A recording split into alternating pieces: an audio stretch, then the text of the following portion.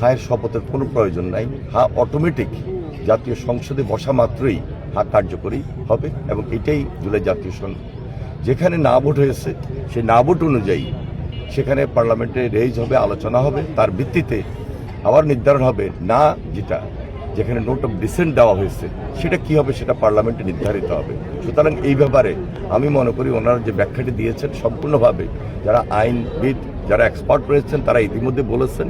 সুতরাং একটু জানা দরকার, সুন্দরভাবে বলা দরকার এবং গ্রহণযোগ্য, বিশ্বাসযোগ্য যে সিদ্ধান্তটি জনসাধারণ দিয়েছেন ভোট, সেটি অটোমেটিক নীতি নির্ধারক অনুযায়ী দায়িত্বশীল অবস্থান থেকে পার্লামেন্টে রেজ করার মধ্য দিয়ে সেটি কার্যকরী হবে। এখানে শপথ নেওয়ার কোনো প্রয়োজন আছে বলে আমি মনে করি না। এটা অনেক এক্সপার্ট তারা তাদের বক্তব্য ইতিমধ্যে দিয়েছেন। আমি মনে করি সেটা আলোচনা করে সরকার কিভাবে সহযোগিতা করবেন, দেশটাকে কিভাবে চালিয়ে নেবেন, সহযোগিতা করবেন আন্তরিকতার মধ্য দিয়ে। পথ ভিন্ন থাকতে পারে, সব ইস্যুতে বিরোধিতা করবো, আমার সেই বিরোধিতা থেকে পিছিয়ে এসে আমার মনে হয় দেশটার জন্য, দেশটা গড়ার জন্য সবাই মিলে কাজ করি, সেখানে সবার আন্তরিকতা প্রয়োজন।